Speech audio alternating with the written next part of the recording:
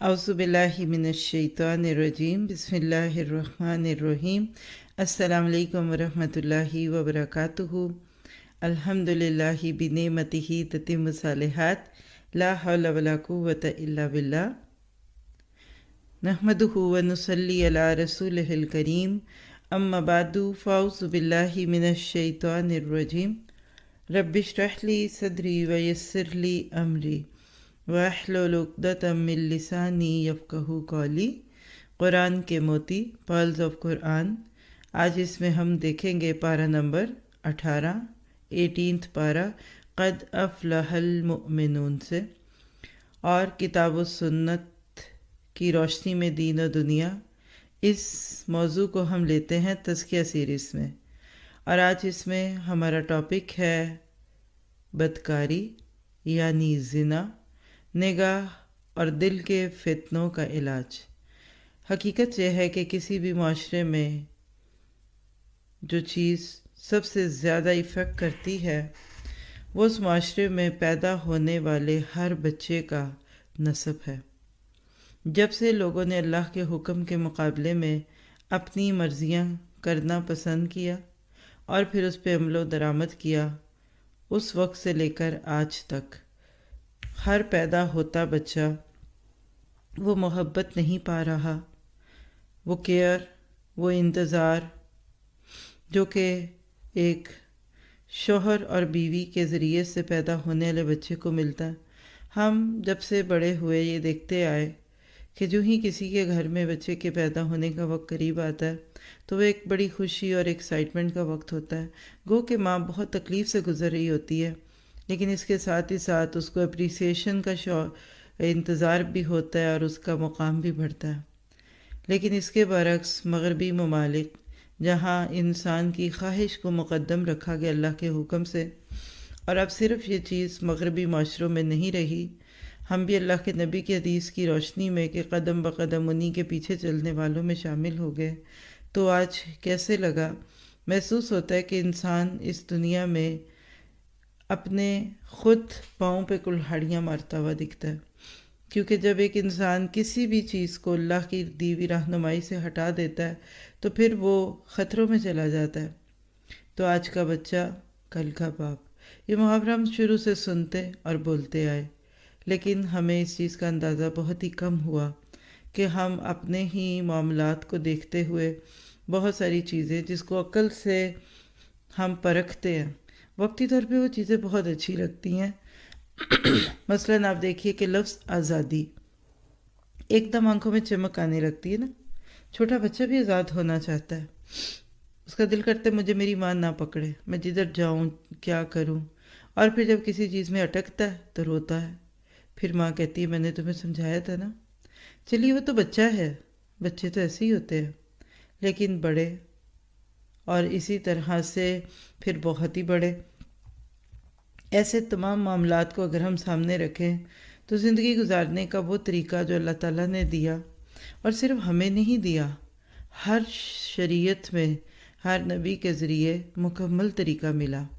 تو آج ہم جس برائی کے اوپر بات کرنے لگے ہیں، یہ چیز صرف اسلام کی روشنی میں ہی نہیں، آپ حضرت ابراہیم علیہ السلام سے لے کر یا اس سے کم و بیش ہر نبی کی شریعت میں یہ چیز حرام تھی۔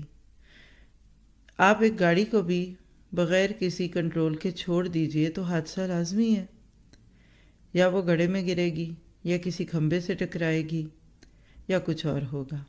بالکل اسی طرح آپ کسی کو دوسرے کے مال پہ ہاتھ اٹھانے کی اور اس کو لوٹنے کی اور اس کی چوری کرنے کی اجازت دیجئے تو آپ دیکھیں گے کہ یہ دنیا رہنے کے قابل نہیں ہوگی، چوروں کا بھیٹ بن جائے گا۔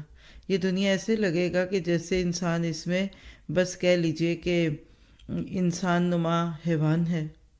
بالکل اسی طرح جب انسان کے نفسانی تقاضوں کو بھی کوئی قید دیے بغیر، ان کو کسی بھی ایک لڑی میں پروئے بغیر، ایک عورت اور ایک مرد یعنی لڑکا اور لڑکی، یا پھر بہت ساروں کو ایسی چھوڑ دیا جائے، تو وہ سوسائٹیز پیدا ہوتی ہیں جس کا نقشہ آج ہم اپنے ارد گرد دیکھتے ہیں۔ پیدا ہوتے بچے کو اپنا نسب نہیں پتہ، اس کی نانی کون ہے یہ تو پتہ ہوگا، دادی کون ہے یہ نہیں پتہ، دادا کون تھا، خاندان کون سا ہے، یہ کس نسل سے ہے، ان کی برادری کیا ہے، پھپھو کیا ہوتی ہے، چچا کا پیار کیا ہے۔ اور اسی طرح سے دل و نگاہ میں رہنے والے بچے کی طرح ایسا بچہ جو ہے وہ مایوس ہوتا ہے۔ آپ دیکھیں گے کہ پورا پارہ موجودہ دور کے لوگوں کو درپیش مسائل کا حل دیتا ہوا دکھتا ہے۔ اگر ہم اس کی دعاؤں کو دیکھیں تو آیت 29 سورۃ مومنون میں وَقُلْ رَبِّ انزلنی منزلا مبارکا وانت خیر المنزلین، اور کہہ دیجئے کہ پروردگار مجھ کو برکت والی جگہ پہ اتارنا اور تو بہترین جگہ دینے والا ہے۔ اللہ انبیاء کرام کو اپنی وحی کی روشنی میں اس وقت بھی بچا لیتا تھا جب پوری دنیا ڈوب رہی ہوتی تھی۔ پھر اسی طرح 98 آیت 97 سورۃ المومنون وَقُلْ رَبِّ اعوذ بِکَ مِنْ ہَمَزَاتِ الشَّیَاطِینِ وَاعوذ بِکَ رَبِّ ان یحضرون، اور دعا کرو کہ پروردگار میں شیطانوں کی اکساہٹوں سے تیری پناہ مانگتا ہوں، بلکہ میرے رب میں تو اس سے بھی تیری پناہ مانگتا ہوں کہ وہ میرے پاس آئے۔ ربنا آمنا فاغفر لنا وارحمنا وانت خیر الراحمین۔ بالکل اینڈ پہ سورۃ مومنون میں آیت 109 میں ایک اور خوبصورت دعا ہے کہ ہمارے رب ہم ایمان لائے، ہمیں معاف کر دے، ہم پر رحم کر، تو سب رحیموں سے اچھا رحیم ہے۔ اور پھر 118 رب اغفر وارحم وانت خیر الراحمین۔ اے محمد صلی اللہ علیہ وسلم آپ کہہ دیجئے کہ میرے رب درگزر فرما، اور اے میرے رب درگزر فرما اور رحم کر، تو سب رحیموں سے اچھا رحیم ہے۔ یہ ساری دعائیں کیا سکھاتی ہیں کہ ایمان والا ان کاموں کو جو وہ کر سکتا ہے کر لیتا ہے، اور وہ چیزیں جو اس کی دسترس سے باہر ہوتی ہیں ان کو دعاؤں کے ذریعے آسان کروا لیتا ہے۔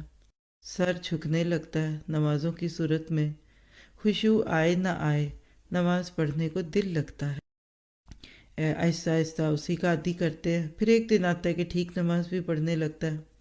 اس بارے میں شروع میں سورۃ مومنون نام سے ہی دیکھیے ایمان والوں کی باتیں، شروع میں جو 3 گروہوں کا تذکرہ تھا ان میں سے ایک گروہ کا ذکر ادھر آ گیا، اور اس کے ساتھ ہی پھر سورۃ نور ہے، اس کا ایک بڑا حصہ اس بارے میں آپ دیکھتے ہیں، بلکہ پوری سورۃ نور اور کچھ حصہ سورۃ فرقان کا، جس سے پتہ چلتا ہے کہ دل اور نگاہ کے فتنوں کا علاج سورۃ نور میں دی گئی ہدایات کے مطابق کرو گے تو فرقان پیدا ہوگا۔ 11 آیات میں 10 صفات جو ایمان سے شروع کرتے ہوئے نمازوں کے خشوع اور اس کے بعد نمازوں کی حفاظت میں لے جاتی ہیں۔ گویا کہ پارے کا آغاز ہی فلاح سے ہے، سکسیس، کامیابی۔ گویا کہ اس پارے میں اللہ نے وہ اصول اور ضابطے بتا دیے جو انسانوں کی فلاح کے ہیں۔ ہمارا آج اصل میں کامیابی کا معیار بدل گیا۔ سارا دن جس کامیابی کو لینے کے لیے مارے مارے پھرتے ہیں نا، صبح سے بلکہ کئی دفعہ تو 4-5 بجے فجر سے بھی پہلے لوگ گھر جاتے ہیں۔ شروع میں بچوں کے پڑھنے کے نام پہ بچے جائیں گے، پھر جابس کے نام پہ، پھر بزنس کے نام پہ، یعنی وہ گھرانے جہاں نماز کے لیے شاید ہی کوئی اٹھے، لیکن وہ بھی صبح صبح اٹھ کر گاڑی گرم کر کے نکل جاتے ہیں کیونکہ دکان کھولنی ہے۔ لیکن وہ کامیابی جس کو اللہ نے دن میں 5 بار جوڑ دیا حی علی الصلاح حی علی الفلاح سے، اس کی طرف کم ہے۔ ایمان کے بغیر کی ہوئی نیکیاں کسی جڑ سے کٹے ہوئے درخت کی طرح کی نیکیاں جو قیامت کے ہنگاموں میں لڑک پھڑک جائیں گی اور انسان عذر بھی نہیں کر سکے گا۔ اگر ایمان کے بغیر کسی کو نیکی کرتا دیکھے تو دعا دیں کہ اللہ تمہیں ایمان بھی دے۔ ہم اپنا بھی جائزہ لیں، کیا میرے اندر ایمان ہے جو مجھے برائیوں سے روک دے؟ کیا میں اس ایمان کے اس درجے پہ ہوں جو مجھ سے عمل صالح کرا لے؟ حقیقت تو یہ ہے کہ ایمان ایک معرفت ہے۔ جب اللہ تعالیٰ کا وجود انسان کو اپنی آنکھوں کے سامنے نظر آنے لگے اور انسان شعوری زندگی بسر کرے تو آپ کہہ سکتے ہیں کہ وہ فلاح کے راستے پہ چل پڑا۔ 2 دفعہ تذکرہ، شروع میں خشوع پھر حفاظت، یہ 2 مختلف درجے ہیں جن نماز کے اندر مطلوب ہیں۔ خشوع وہ کیفیت جس کا اظہار ایک بندہ صرف نماز میں ہی نہیں بلکہ پوری زندگی میں کرتا ہے۔ آپ کہہ سکتے ہیں کہ نماز کے اندر ایمان والے کے دل کی جو حالت ہوتی ہے وہ نماز کے بغیر دوسرے وقت میں بھی مطلوب ہے۔ حالت نماز میں 24 گھنٹے نہیں رہ سکتے، ہاں کیفیت نماز میں رہ سکتے ہو، اور یہ جو کیفیت نماز ہے نا، یہ خشوع ہے، خشیت۔ اللہ مجھے دیکھ رہا ہے، وہ بہت بڑا ہے، میں غلط کام کروں گی تو مجھے پکڑ لے گا۔ یہ خشیت ہے جو بندے اور اس کے گناہوں کے بیچ میں حائل ہو جاتی ہے، پھر یہی تقویٰ میں ڈھلتی ہے۔ سوال یہ کہ نمازوں میں خشوع کیسے پیدا کیا جائے؟ بہت سارے لوگ ایسی باتیں کرتے اور سنتے اور پوچھتے، تو اس میں پہلی تو بات یہ ہے کہ DQ22 میں پارہ نمبر 21 پارہ نماز سے متعلق ہے، آپ اس سے فائدہ اٹھا سکتے ہیں۔ لیکن فی الحال اگر آپ کوئی بات کرنا چاہیں تو وقت پہ نماز پڑھیے۔ دیر سے پڑھی ہوئی نمازیں خشوع سے محروم ہو جاتی ہیں۔ پھر پہلے سے وضو کیجیے، ذہن کو ادھر ادھر کی باتوں سے خالی کیجیے، اپنے آپ کو مطمئن رکھیے، اپنا لباس درست کیجیے، ڈھکا ہوا ساتر لباس ہو، پھسلنے والا دوپٹہ ہوگا یا چائنا سلک کا وہ دوپٹہ کہ جو سجدے میں جاتے ہی زمین پہ وہ بھی سجدہ ریز ہو جائے، ان سے خشوع نہیں آتا۔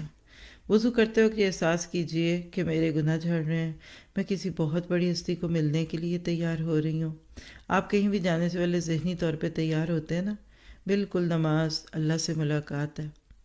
فون کو تھوڑی دیر بند کر دیجئے، جب اللہ اکبر کہیں گے نا تو وہ فون پہ سنی ہوئی باتیں ہی کانوں میں آئیں گی۔ پھر نماز کا ترجمہ یاد کیجئے، غور و فکر کیجئے، صورتوں کو بدل بدل کر پڑھیے۔ ہم بچپن سے ابھی تک قل ہو اللہ پہ چل رہے ہیں، کتنی پیاری صورت تھی، لیکن ہم نے تو کبھی سوچا بھی نہیں کہ کہہ کیا رہے ہیں۔ پھر جائے نماز بہت رنگین اور چمک دمک والا نہ ہو کہ اس پہ بار بار توجہ ہٹے، اور اسی طرح سے آپ کے کپڑے باریک نہ ہوں، پھر اسی طرح سے لغو نکلے گا، یعنی جب نماز خشوع والی ہوگی نا تو ان اللغو ہم موردون۔ آپ دیکھیں گے کہ نماز کے باوجود میرے دل سے لغویات کی محبت کم ہو رہی ہے کہ نہیں۔ اگر نہیں ہو رہی تو نماز یا تو مردہ ہے، زندہ نہیں، یا اس درجے کی نہیں، بے ہوش ہے، بیمار نماز ہے۔ مردے کہاں برائیوں سے روکتے ہیں؟ لہٰذا اپنی زندگی سے لغویات کو نکلیے، اور لغو کے بیکار، بالکل ایسے ورتھ لیس مشاغل جس میں انسان کا وقت لگے، گھنٹوں اسکرین کے سامنے بیٹھنا اور بے مقصد ادھر سے ادھر چینل گھماتے رہنا۔ لوگ بعض دفعہ نماز بھی پڑھتے ہیں لیکن ان کی زندگی سے یہ گندگیاں نہیں نکلتی، تو اس کا نقصان کیا ہوتا ہے کہ ایسے لوگ پھر اپنے آپ کو نماز کے دوران بھی انہی سوچوں میں مشغول پاتے ہیں۔ صرف وقت گزاری کے نام پہ انسان ایسی چیزوں سے کھیلے اور کودے تو یہ چیزیں درست نہیں ہوتی۔ آپ لغو کو زندگی سے نکالیے، دیکھیں گے وقت میں برکت کتنی آئے گی، آپ کا مال کتنا بچ جائے گا۔ ہمارے مال کا ایک بہت بڑا حصہ لغویات کو خریدنے میں اور اس کو دیکھنے میں لگتا ہے۔ اور ایک جملہ یاد رکھیے کہ زکوٰۃ صرف مال کی نہیں، جسم کی بھی ہوتی ہے، اسی لیے یہاں انداز کچھ ایسا اختیار کیا گیا، تو یہاں زکوٰۃ تزکیہ کے معنوں میں بھی ہے، گناہوں سے پاک ہونا۔ آپ صرف ایک ہفتہ اپنے آپ کو ایسی گندی چیزوں کے دیکھنے، سننے اور ٹائم کلر چیزوں کو اور سیریز کو دیکھنا چھوڑ دیجئے، آپ دیکھیں گے کہ آپ کی زندگی میں ایک برکت محسوس ہوگی، قرآن کو جذب کرنے کی کیفیت بڑھے گی۔ وقت سے پہلے ہی لوگ نماز کے لیے تیاری کرتے ہوئے آپ کو دکھیں گے، اور جو ہی تزکیہ ہوگا تو اس کا لامحالہ نتیجہ انسان کے پرائیویٹ پارٹس پہ پڑے گا۔ پھر زنا اور بدکاری کی طرف لے جانے والے سارے راستے بند ہوتے دکھیں گے۔ پھر ایسا بندہ اپنے لباس کے بارے میں کیئرفل ہوگا، ایسا لباس نہیں پہنے گا کہ جس کو پہن کر بھی بے لباس ہو، اور پھر ایسا انسان اپنی خواہش کو حلال طریقے سے پوری کرے گا۔ انہی چیزوں کی تفصیل ہم سورۃ نور میں دیکھتے ہیں کہ کیسے وہاں بدکاری سے روکا گیا، پھر اس کی سزائیں بتائی گئیں، اور پھر وہ سارے سد ذرائع بیان کیے گئے جو کسی معاشرے سے اس برائی کو ختم کر سکتے ہیں۔ ہوتا یہ کہ جب انسان اپنے آپ کو بہت ہی آزاد چھوڑ دیتا ہے تو پھر وہ ہر معاملے پہ ہی اپنے آپ کو بے بس پاتا ہے. پھر اسی طرح آگے عہد و امانتوں کی بات ہے. اور پتہ کیا چلا کہ جو عہد لا الہ الا اللہ محمد رسول اللہ کی ادائیگی کی صورت میں لفظوں میں کیا تھا، بندہ مومن اس کی عملی تصویر بننے لگتا ہے. اور پھر وہ کانا کا خلقہ القرآن، کانا خلقہ القرآن. اللہ کے نبی سے جب پوچھا گیا تھا تو حضرت عائشہ نے انہی آیتوں کا ریفرنس دیا تھا کہ آپ تو بالکل ان آیتوں کے مصداق تھے. تو کیا میں اور آپ اس جنت کو پانا چاہتے ہیں؟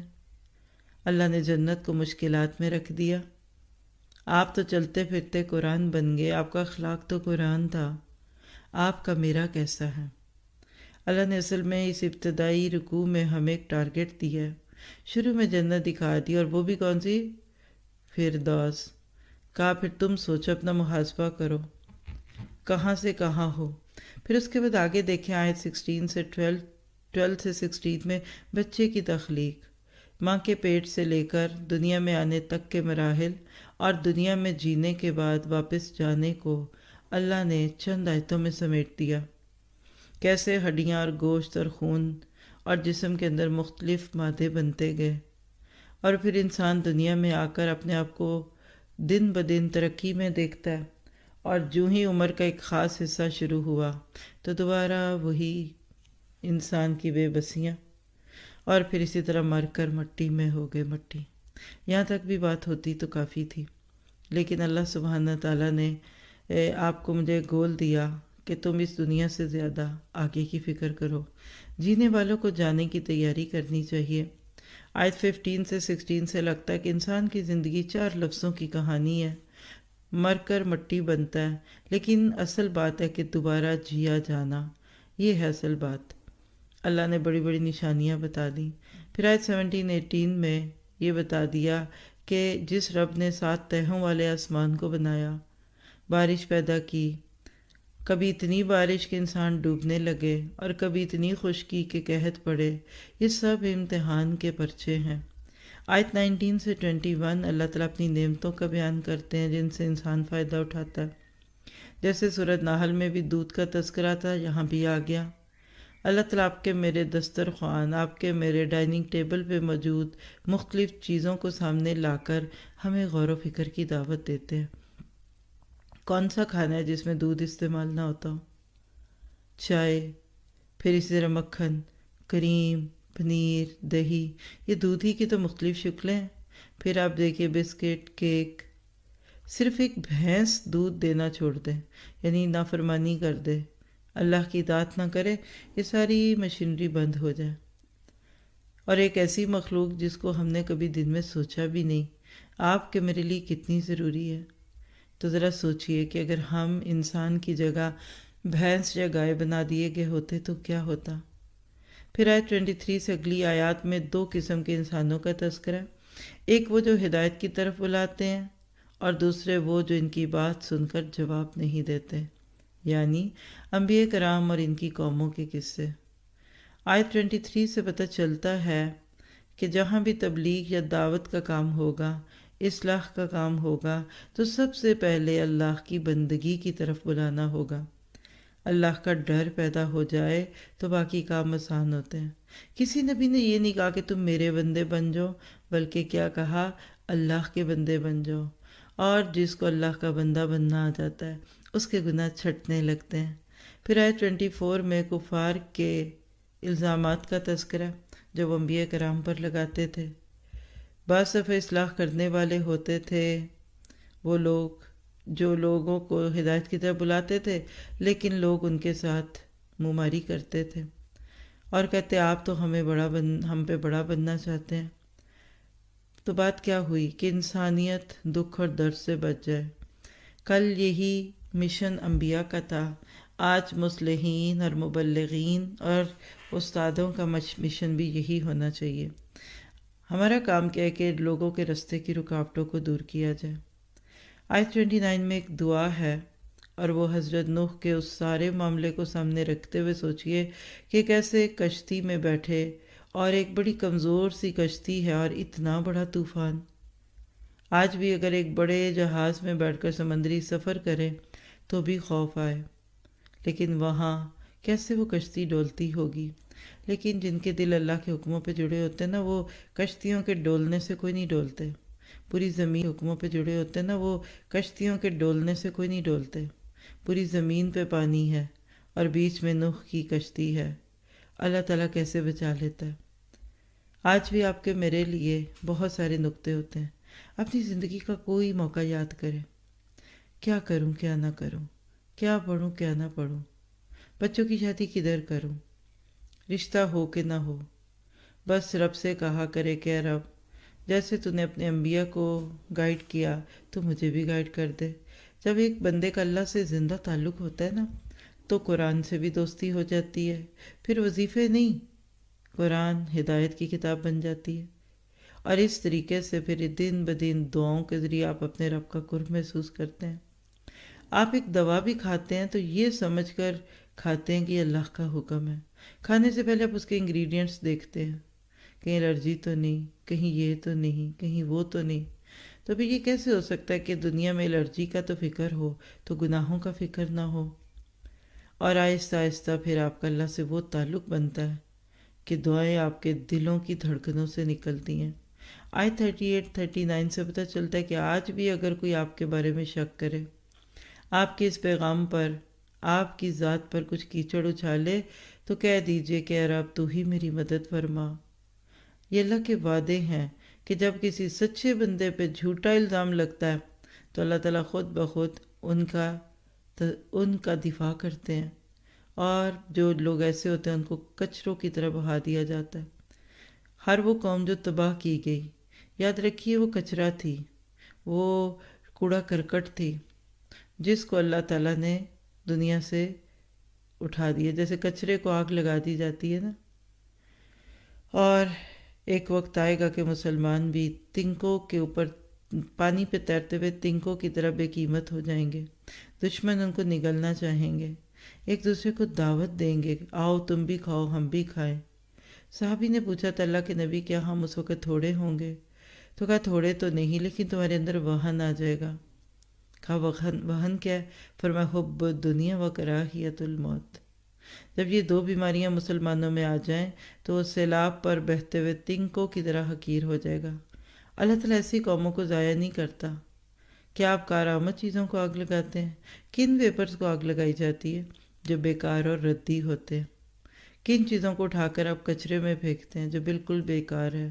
تو اللہ تعالیٰ بھی ایسے ہی لوگوں کو مختلف عذابوں میں ہلاک کر دیتا تھا۔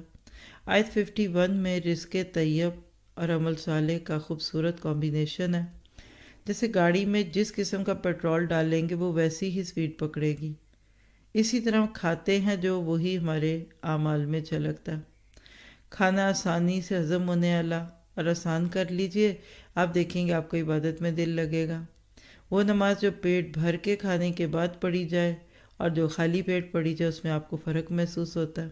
آپ روزے کی حالت میں عصر کی نماز اور پھر مغرب بلکہ عشاء کی نماز کا فرق دیکھیے تو آپ خود سمجھ جائیں گے یہ کیا چیز ہے۔ کبھی وضو نہیں ٹھہرتا، کبھی منہ سے بو آنے لگتی ہے۔ تو اپنے آپ سے سوال کرتے ہیں کہ جب میں کھاتا ہوں تو کیا کھاتا ہوں؟ کیا میں طیب کھاتی ہوں، حلال کھاتی ہوں، جنس کے اعتبار سے بھی اور سورس آف انکم سے بھی؟ کیا میرے پیٹ میں کہیں ایک حرام کا لقمہ تو نہیں جاتا؟ آپ دیکھیے کہ معدہ ایک برتن ہے، ایک حوض ہے، اس میں سے جو رگیں نکلتی ہیں نا وہ نہروں کی طرح، حوض میں جو چیز ہوتی ہے وہی نالیوں میں جاتی ہے۔ بالکل اسی طرح جو چیز پیٹ میں جاتی ہے نا وہ خون کے ذریعے رگ رگ میں پہنچتی ہے، پھر وہی ہمارے دل کے اندر وسوسے یا الہام ڈالتی ہے، یا اچھے خیال یا برے۔ اچھی خوراک اچھے عمل، بری خوراک برے عمل۔ آیت 57 سے 61 کے بارے میں حضرت عائشہ نے اللہ کے نبی سے پوچھا تھا کہ یہ کون لوگ ہیں جو ہر وقت اللہ سے ڈرتے رہتے ہیں؟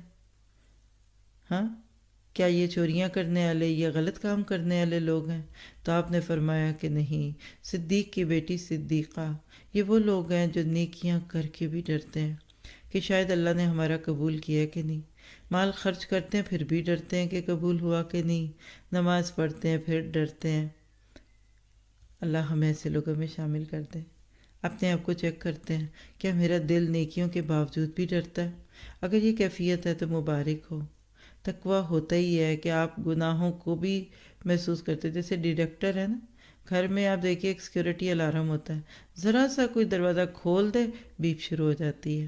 تقویٰ آپ کے اندر کی بیپ ہے، یہ آپ کو بتاتا ہے یہ نہیں دیکھنا، یہ نہیں سننا، یہ نہیں بولنا، اور آہستہ آہستہ پھر آپ نیکیاں کر کے بھی ڈرتے ہیں جیسے لوگ گناہ کر کے بھی نہیں ڈرتے۔ تو اللہ سے دعا ہے کہ وہ ہمیں نیکیاں کرنے والا بنا دیں، اور پھر نیکیوں کی طرف بھاگ دوڑ کرو۔ کچھ لوگ عبادت کرتے ہیں پھر بھی روتے ہیں، اللہ کے راستے میں جد و جہد بھی کرتے ہیں پھر بھی روتے ہیں، اور کچھ گناہ کر کے بھی سینے پہ ہاتھ مار کے کہتے ہیں تو کیا ہوا، سب کرتے ہیں، خوشی کے موقع میں تو سب کرتے ہیں، ویکینڈ پہ تو ہم گناہ کر سکتے ہیں۔ وہ گناہ تو نہیں کہتے، اس کے نام رکھے ہوتے بڑے خوبصورت، اور آہستہ آہستہ پھر دل سخت ہوتا ہے اور نیکی کی توفیق چھن جاتی ہے۔ جیسے گوشت کو آپ فریزر سے نکالیں اور تھو کریں پھر واپس رکھ دیں، پتھر اور وٹا بن جاتا ہے۔ بالکل دل بار بار نرم ہو کر جب ٹھنڈا ہوتا ہے نا، پھر سخت ہوتا ہے تو پہلے سے زیادہ ٹھنڈا ہوتا ہے۔ آیت 63 میں ایک لفظ ہے غمرہ۔ غمرہ کہتے ہیں گہرے کنویں کو۔ ذرا ذہن میں لائیے، کوئی شخص بڑے گہرے کنویں میں گرا ہوا ہے، اس کو خود نہیں پتا کہ میں یہاں سے کیسے نکلوں۔ بالکل اسی طرح کبھی کبھی غفلت کی وجہ سے لوگ ایسی کیفیت کا شکار ہو جاتے ہیں کہ اب لگتا ہے کہ ہم نکلیں گے نہیں، اس کو گلٹ بھی کہہ سکتے ہیں آپ، اور پھر وہ اسی میں پھٹکتے ہوئے رہ جاتے ہیں۔ آیت 67 میں عربوں کی عادت کا تذکرہ، راتوں کو محفلیں سجاتے تھے، جیسے بیٹھک، چوپال، بڑے بڑے اڈے تھے، گپ شپ ہوتی، آدھی آدھی رات تک بیکار باتوں میں مصروف رہتے اور جا کر سو جاتے۔ اللہ نے کہا ایسے لوگوں پہ تم ذرا بات تو کرو۔ آج ہم اپنے لاؤنجز کو دیکھیں، وہاں کیا ہوتا ہے۔ نماز تو جھٹ پٹ اور باقی کام فوراً آرام آرام سے مزے لے کر کرتے ہیں۔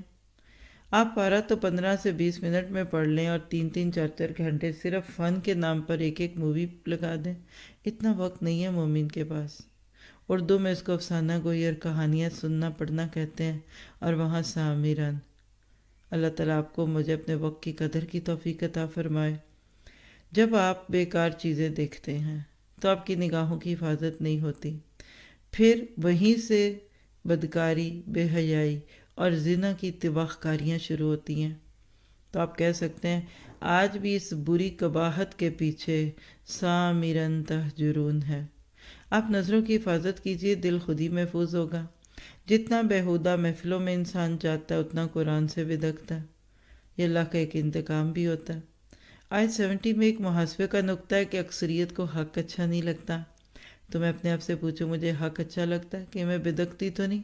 ایسی محفلوں سے میں اپنے آپ کو دور تو نہیں رکھتی جہاں حق بات ہوتی ہے، کیونکہ سچ تو کڑوا ہوتا ہے، اور جب حق کی چوٹ خواہشوں پہ پڑتی ہے نا تو بہت بڑے بڑے لوگ پھسل جاتے ہیں۔ سائملٹینیسلی 2 کلچر دنیا میں ہم نے دیکھے ساتھ ساتھ، ایک حق کا کلچر جیسے نوح علیہ السلام سے لے کے محمد مصطفیٰ صلی اللہ علیہ وسلم کی دعوت، ان کا بتایا ہوا لائف سٹائل، ان کے طریقے، اور دوسری طرف خواہشوں کے پیچھے چلنے والے، یعنی ہدن بمقابلہ ہوا۔ لوگ کہتے ہیں دنیا کے 4 مذہب ہیں، ایک اور ایڈ کیجیے، اور وہ خواہشات کا مذہب ہے۔ حق جب خواہشوں پہ چوٹ لگاتا ہے تو لوگ ایک نئی مذہب بنا دیتے ہیں۔ آیت 71 کو دیکھیے تو پیغام کیا ہے کہ قرآن کو سنتے وقت تمہیں کیوں یہ احساس ہوتا ہے کہ یہ ٹھیک نہیں، کیوں نہیں سننا چاہتے، تمہیں بوریت کیوں ہوتی ہے، نیند کیوں آتی ہے، تمہاری توجہ کہیں ادھر ادھر کیوں بھٹکتی ہے، کہیں تم اپنے ہی ذکر سے منہ تو نہیں موڑتے، اس میں تمہارا ہی ذکر ہے۔ کہیں بھی انسان کا تذکرہ ہونا تو اس کے کان لگ جاتے ہیں کہ میری بات ہوئی ہے۔ پھر آیت 78 سے پتہ چلتا ہے کہ سوچنے کا کام دماغ سے نہیں دل سے ہوتا ہے۔ آج سائنس نے بھی اس کیفیت کو محسوس کیا۔ تو پارے کے ٹاپک کو اگر ہم وائنڈ اپ کریں تو 3 چیزوں سے زنا کا راستہ کھل جاتا ہے: غلط دیکھنے، غلط سننے اور دل میں غلط خیالات کے آنے سے۔ زبان گندی ہوتی ہے، سوچیں گندی ہوتی ہیں تو دل بھی گناہ گار ہو جاتا ہے۔ تو ایسا شخص پھر اللہ کی جگہ کسی دوسرے کو دینے لگتا ہے اور اپنے دل کے اندر اس کو بٹھاتا ہے۔ غیر محرم کی باتوں کو مزے لے کر سننا اور آنکھوں کو اس کی دید سے تر و تازہ رکھنا، اور ہوتے ہوتے انسان غلط سے غلط طرف جاتا ہے۔ آیت 93 سے 94، بلکہ پھر آگے آپ سورت کے اینڈ تک دیکھیے تو خوبصورت دعائیں سکھا دیں، جس کا خلاصہ کیا ہے کہ اللہ کی پکڑ سے بچنا ہے تو ان دعاؤں سے اپنا تعلق رکھیں۔ آیت 99 سے سورت کے اینڈ تک مقصد حیات ہے۔ افحسبتم انما خلقناکم عبثا وانکم الینا لا ترجعون، یہ دو سوال ہیں جس کو آپ کی میری سوچ پہ چھوڑ دیا، اور سورت شروع ہوئی تھی قد افلح المومنون سے، اور آخری جملوں میں سے ایک جملہ انہ لا یفلح الکافرون، گویا کہ دنیا میں عروج پا لے، ترقی کر لے، ایجادات کر لے، دنیا میں جو بھی کر لے، لیکن کفر کے ساتھ آخرت نہیں ملے گی، وہاں نیکیوں کا کوئی مول نہیں۔ جو لوگ بے مقصد جیتے ہیں ان کے ہاتھ میں نفس کی ڈوریاں ہوتی ہیں۔ تو سورت نور، جس کا انداز بھی اچھوتا، بڑا بھرپور انداز ہے۔ سورۃ انزلناہا وفرضناہا، کسی اور صورت میں ایسا انداز نہیں ہے کہ لوگوں جو کچھ ہے یہ ہم نے نازل کیا اور فرض ہے، اس کو تم سنت نفل نہ سمجھنا۔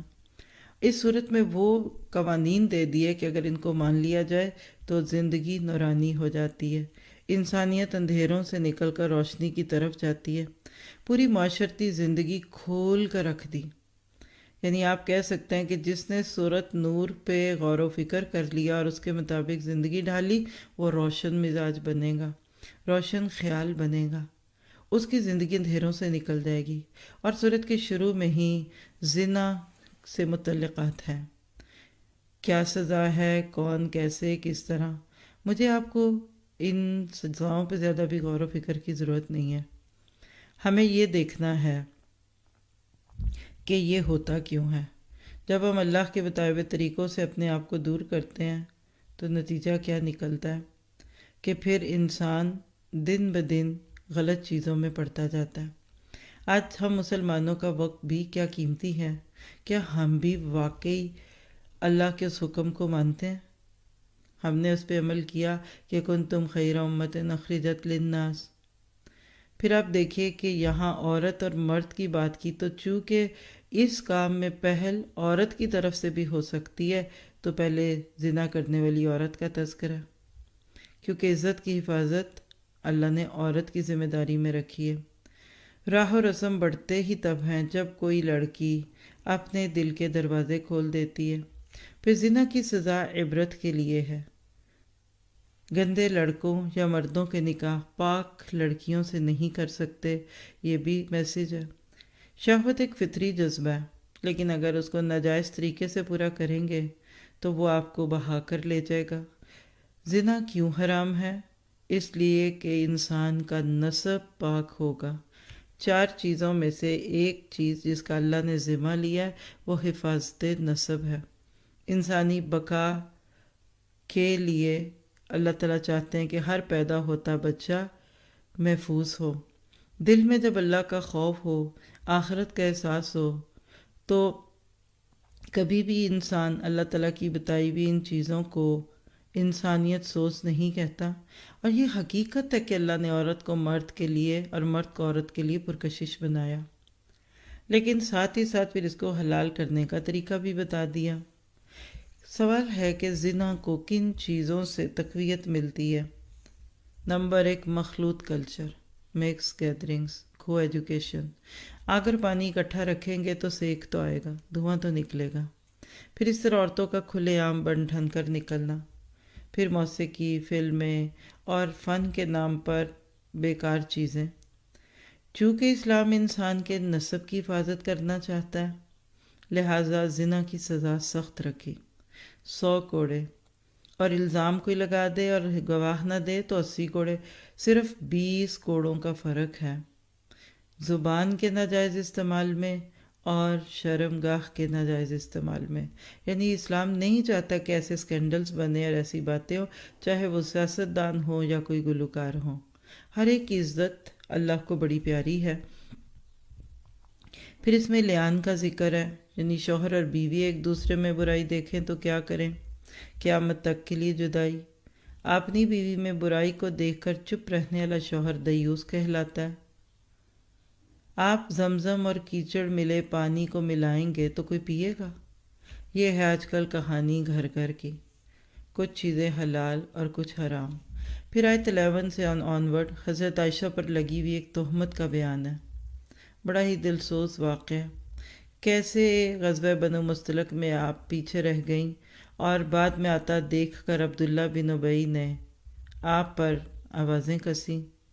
مدینہ کی گلیوں میں باتیں شروع ہو گئیں، حضرت عائشہ کو کچھ پتہ ہی نہیں ہے، شدت کا بخار ہوا اور صبر جمیل ہی کرتی رہیں۔ باہر طلاق کے مشورے تک ہونے لگ گئے کہ اللہ کے نبی آپ کو عورتوں کی کمی ہے، لیکن نبی صلی اللہ علیہ وسلم ایسا نہیں چاہتے تھے۔ اور ایک دن مستوں کے سے ساری بات جب پتہ چلی تو عائشہ رضی اللہ عنہا اپنے ماں باپ کے گھر جانے لگی۔ ادھر بھی کچھ ویسی ہی تکلیف کی کیفیت تھی، اور اس طرح پھر ایک طویل عرصہ تذبذب میں اور اضطراب میں گزرا۔ اللہ کے نبی بھی حضرت عائشہ سے بہت محبت کرتے تھے، لیکن جب اللہ کی طرف سے آزمائش آ جائے تو نبی بھی کیا کر سکتے ہیں۔ اللہ کے نبی نے اللہ تعالیٰ نے جب چاہا نبی پر وحی کے آثار ہوئے، اور پھر عائشہ رضی اللہ عنہا کی بے گناہی میں یہ آیتیں نازل ہوئیں، اور آپ خوش تھیں کہ میرے رب نے میری بے گناہی ثابت کی۔ اس سے پتہ چلتا ہے کہ نبی غیب نہیں جانتے، بے گناہ پر الزام لگے تو آسمان سے جواب آتے ہیں۔ پھر اس واقعے سے پتہ چلتا ہے کہ اللہ تعالیٰ شر سے خیر کو نکالتا ہے، اور ہمیں پیغام دیا بدگمانیاں چھوڑ دو، سنی سنائی باتوں کو آگے نہ بڑھاؤ۔ آج ہم نے بے حیائی کے طوفان کو روکنا ہے، سنی سنائی باتوں اور ایوننگ اسپیشلز کی بریکنگ نیوز کو ریجیکٹ کر کے۔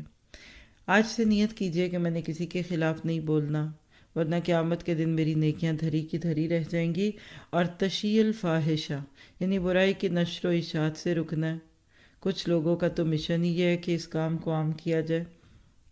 پھر بیچ میں ابو بکر صدیق کی صدیقیت کو ثابت کرنے والی خوبصورت آیتیں ہیں کہ جنہوں نے نہ صرف یہ کہ مستوں کو معاف کر دیا بلکہ دوبارہ ان کو پاکٹ منی دینے لگے۔ اس کے بعد پھر سورت کے اینڈ تک سد ذرائع زنا ہے، جس میں شہوت کے ساتھ دیکھنا ابلیس کے تیروں میں سے ایک زہریلا تیر ہے۔ جو شخص اللہ کے خوف سے بد نظری تک ترک کر دے، اللہ اس کے سینے کو ایمان سے بھر دیتا ہے، نور عطا کرتا ہے، حلاوت اور مٹھاس عطا کرتا ہے اس کو۔ پھر معاشرتی زندگی کے لیے احکامات میں سے ایک حکم، بلا اجازت کسی کے گھر نہ جاؤ۔ اس سے بھی بہت ساری خرابیاں پھیلتی ہیں۔ پھر عورت اور مرد کا یکساں پردہ، اور وہ کیا ہے؟ یغض من ابصارہم اور یغضضن من ابصارہن، یعنی نگاہوں کو جھکانا۔ اسی سے انسان کی شرمگاہ کی حفاظت ہوتی ہے۔ پھر عورت کو کچھ ایڈیشنل احکامات دیے گئے، تو حقیقت یہ ہے کہ عورت خوبصورت ہوتی ہے، اس میں کوئی شک نہیں ہے، کوئی جھوٹ نہیں بول سکتا، لیکن عورت کی زینت سے فائدہ اٹھانے کا حق اس کے شوہر کو ہے۔ اس لیے گھر کے محرموں کی لسٹیں بتا کر ہر ایک کی حد بندیاں کر دی گئیں، اور یہ سب کچھ زنا کے خاتمے کے لیے تھا۔ پھر اس کے بعد ایم یعنی چھڑے جس کو بولتے ہیں نا، ان کے نکاحوں کی بات تھی۔ پھر غلاموں اور لونڈیوں کو بدکاری پہ مجبور نہ کرنے کی بات آیت 33 میں ہے، اور آگے پھر اللہ نور السماوات اور اس اگلی آیات میں کفر اور نور کی بات ہے۔ مومن کے اندر ایمان موتی کی طرح چمکتا ہے، اس کا دل شیشے کی طرح صاف ہوتا ہے، اور ایسے مومنوں کا دل مسجدوں اور مدرسوں میں لگتا ہے۔ پھر اسی طرح دین کا کام کرنے یعنی دنیا میں پروڈکٹیوٹی پھیلانے کے لیے ٹیم ورک کی بات ہے۔ کچھ احکامات ہیں اس میں اللہ کے نبی اور صحابہ کے تناظر میں، لیکن کچھ لوگ تھے جو زبان سے دعوے بڑے کرتے تھے لیکن دلیل نہیں دے پاتے تھے، ان کی باتیں ہیں۔ اور جو اللہ کا کام کرے گا بے لوث ہو کر اور ڈسپلن میں رہ کر اپنے امیر کی اطاعت کرے گا، وہی کامیاب ہوگا۔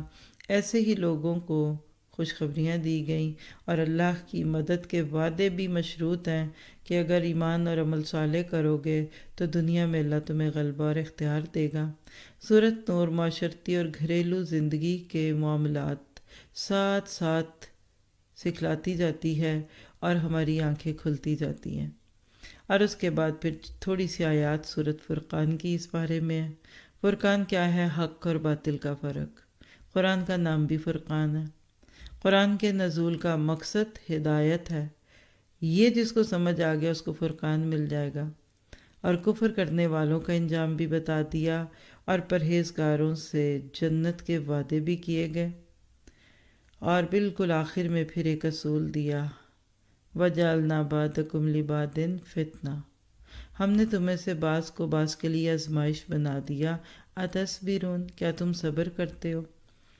کیا پتہ چلا کہ جہاں دو لوگ ملیں گے وہاں الجھاؤ ہوگا، دو گاڑیاں ٹکرا سکتی ہیں، دو برتن ٹکرا سکتے ہیں، لوگوں کے بیچ میں رہتے ہوئے عادات مختلف ہوں، مفادات مختلف، توقعات مختلف، علاج تصبرون، کیا تم صبر کرتے ہو؟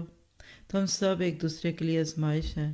بندہ مومن کی نظر ہمیشہ اللہ پر ہوتی ہے، اور وہ ہر رشتے کو اپنی سی حیثیت سے خوب تر کر کے نبھانا چاہتا ہے۔ اللہ تعالیٰ سے دعا ہے کہ ہماری نسلوں کو بھی اس گندگی سے بچاتے ہوئے پاکیزہ زندگیاں بسر کرنے کی توفیق عطا فرمائے۔ سبحانک اللہم و بحمدک، اشہد ان لا الہ الا انت، استغفرک و اتوب الیک۔ السلام علیکم ورحمۃ اللہ وبرکاتہ۔